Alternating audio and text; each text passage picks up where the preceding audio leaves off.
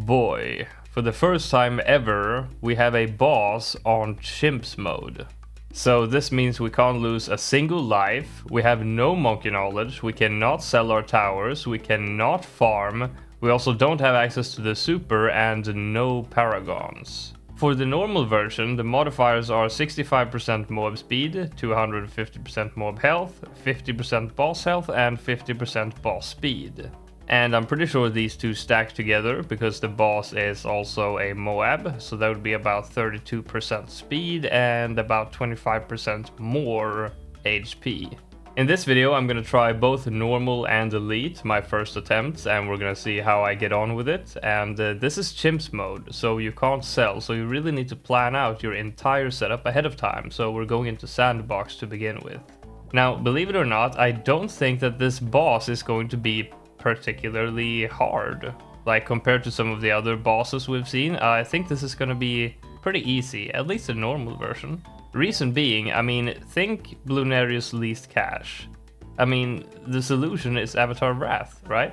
So let's see here. I mean, we actually have, I put 178k in, so we'll be able to have this at around 100, and I mean, look, we have 31k left over. So, I mean, normal mode I think is going to be pretty easy. We do have 4k starting cash, and we're starting at round 1 instead of round 6, so that's pretty good. Since a recent update, Oben does give camo to druids at level 8, although I'm not sure if I'm gonna get that in time. We'll see if I need a camo village or not. Since I'm squeezing 2 bosses into one video this time, and there's no farming or anything, I'm probably not gonna show you much of the rounds in between and just skip straight to each tier. A good idea is probably to make use of some discount villages since we cannot farm, but I'm not sure if I even need that for normal. Oh, he does not give camo in time and this guy can't do this. Well, maybe I was gonna get an MIB anyway because I don't trust this guy to, you know, decamo and deled DDTs late. Well, I'm at the first tier now and I have 40k saved up. Let's go ahead and get all of these to tier 4. Let's also go ahead and get my alchemist and jungle drums. So as you can see, the Moabs move very slowly, but they are stronger than usual, and I wonder if that's going to be a problem for like the bads later, that they're so strong. Probably not. I mean, look at this. It's taking down the boss super easily. Yeah, as I expected, I don't think that the normal version is gonna be particularly difficult. Oh wait, we're playing some kind of custom rounds, aren't we? Because I noticed in the early game, like, the rounds seemed off in some way. The camo rounds were not the normal rounds. We have a lot more cash than you usually have at this round, don't we? I mean, look at this, I already have a setup, and I have almost 100k saved up without farming on round 50. I had some numbers written down for, like, about how much cash you have at certain rounds, and that's way off. We have way more cash than I expected. Okay, tier 2 here. This one is gonna be even quicker than the last. Just put this guy on strong for, like, 2 seconds, and job is done. See, I told you guys, this week is not going to be anything to worry about. It's not going to be nearly as difficult as, you know, some of the previous bosses we've had. No joke, this might be like one of the easiest bosses ever if you know what you're doing when it comes to like least cash events.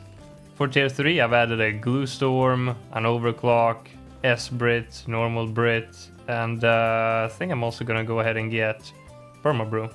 I mean, we do have the money, so let's go ahead and add this one as well. Okay, this guy's barely not even attacking him, and the first skull is already gone. I expected this to be easy, but this is even easier than I expected. Yeah, I mean, it's just insane how much money we're making. I mean, it's almost as if we were farming. I can even go ahead and get the ultra boost. I'll go ahead and do that, start stacking this guy. Here we go, put it on strong, use the abilities. And yeah, oh wait, I didn't put it on strong. Must have clicked the wrong one. Well, as you can see, even tier 4 is not much of an issue, really. Getting Pierce capped here, but I mean, wow, this was easy peasy. I don't really know what else I want to get for damage. If I knew, I'd probably be ultra boosting that, but I don't, so I'm just putting some stacks on this guy. Yeah, you know what, let's go ahead and let's do the Flying Fortress. And I also want to go ahead and add a Call to Arms. A Fortified Bad on round 115. Yeah, this is not your usual piece of pie. Okay, time for tier 5. We have 50k left over, but I mean, we're not gonna need that, so let's just go ahead and get it started. Yeah, I mean, look at this. He's not even in range of the Avatar of Wrath, and already half of the first skull is taken out. So I guess it is kind of good that it wasn't too much of a challenge, so that all the sort of newer players feel like it's not too difficult. I guess the real challenge is in the elite version of the boss then. But again, like, you see how quickly I'm taking it out. Like, he's barely in range of the Avatar of Wrath. The boss is just at the start of the track, and we're pretty much done with it already. So, like, we haven't looked at the modifiers for elite yet, but they're pretty much the same, or, you know, even easier. So I feel like maybe a similar setup would work for elite too. And if it doesn't, maybe a ninja based setup instead. Anyway, that's it. That's normal Bloon areas on Chimps mode. So for elite, it's the same thing, except we have $500 more starting cash, and the boss modifiers are even lower. So I'll put some numbers on the screen as to how difficult the boss actually is compared to what it usually is. Although I kind of wonder if the same setup will work because of the insides. I mean, Bloon area spews out some pretty tough insides on elite, so our towers will need to be targeting those balloons. In that sense, maybe a ninja-based setup would be better, since those projectiles are seeking, so you wouldn't have to worry as much about, you know, the balloons that are gonna spawn like here. Because on tier 5 elite, since a recent update, Bloonarius bleeds every 1% of his HP, not only DDTs, but ZOMGs too, and they can spawn like 75% of the way through the track or something, so that might be pretty dangerous. Okay, tier 1, let's see if the same setup can take down tier 1 once again, and oh my god, yeah. Look at that. Wait, it's got 12.5k HP. How much did tier 1 have normal? I think it was 10k, right? So it's pretty much the same, except more, like, tougher bleed balloons and insides. But yeah, handling tier 1 with ease. So the same setup might actually work for both. That's something that usually does not happen in boss events.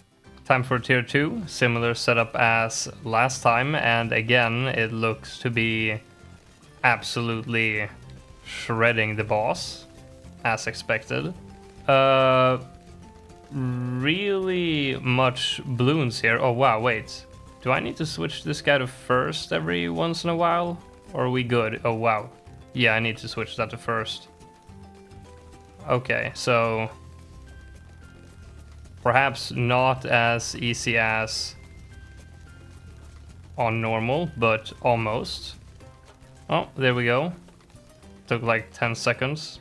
Because of all the extra rushes and bleed balloons, maybe I want to go for a flying fortress before I get any other stuff, so we have a tower that can like attack anywhere, so I can feel safe and not have to micro this guy. Let's see here. I think I do have... I do not? Okay, whatever. Let's just see if this works. Not sure how this is gonna work out without the flying fortress because of all the insides. Yeah, look at this. Ah! Looks to be quite fine anyway. Oh, we can afford it now. There we go. Yeah, I mean, once again, basically just fast forward through it. No threat on tier 3 either. This time, I think before getting the Permabrew, Cripple, or Homeland, I think I'm gonna go ahead and get the Ultra Boost and start putting stacks on real early. Okay, tier 4, let's, I guess, get the Permabrew and fast forward through this tier also, probably. Ooh, actually, this tier is a bit more chunky. Look at this. This time it's actually taking a little while to... Oh, wow. Okay. Elite might actually be a bit more of a challenge. Nice. Still feeling confident in that this setup will take down this particular tier, though. It's so nice to have the Flying Fortress and not really have to worry about any of the insides here. Oh, wait. Okay. So the insides is probably gonna be a bit dangerous on tier 5, as I talked about earlier. Oh, wow. Wait. I am not gonna die to this on tier 4, am I? No. Almost, though. Okay, so now all of a sudden I am a bit concerned about tier 5. That's an interesting twist.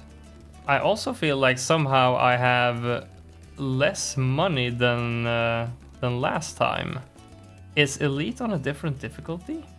Oh yeah, look at this. Normal is medium and Elite is hard, so it's more expensive. Okay, that was not something that I had factored in at all, so I hope this doesn't crumble because of that. I've already got 10 stacks on this guy, and this guy, so I put down a tack here that I'm putting stacks on while I'm waiting, because if you recall, I didn't have too much leftover cash, so after getting this guy and I Call to Arms and maybe upgrading this guy to Gluestorm, I might have a little bit of cash left over, in which a tack zone is probably going to be pretty good value for money. And now we're ready to go. It's pretty much the same setup as last time, so let's see if it works. So he's got 10 million HP this time. I hope this stands a chance. I wonder if we would benefit from having something like a sniper set to last for stalling. I wonder if that would help us or not. Yeah, you know what? If I can afford that, I'm gonna go ahead and get it. But bro, look at all these insides. Jesus Christ. These are, I think these are mostly bleed. Yeah, these are bleed balloons. Like all of them. This is not good. Yeah, this is extremely concerning. Like, wait. I think I'm gonna have to put that guy to first, because of the extreme amount of bleed balloons. Oh boy, that helped out a lot. That just cleared out pretty much all of the bleed balloons. And now I can get this set to last, and that will, I think, pretty much solve our problems. Because if we can stall the rounds and have our Avatar of Wrath on first, I don't think the bleed balloons will be an issue anymore. And then, I mean, we certainly have enough time to take down the boss. Yeah, this is moving along nicely. I got one more upgrade on the stall here, and I guess I can switch this guy to strong every once in a while to add some extra damage onto the boss when there's not too many bleed balloons on the map. Like now. Man, that update recently that made it so that it bleeds fortified ZOMGs really makes it tougher in some scenarios, this being point in case. Yeah, so look at this. You didn't actually need to create a different setup. It's the same thing as normal, just that you want to take it a little bit slower and really mind the bleed balloons. But other than that, the Elite version was not too difficult either.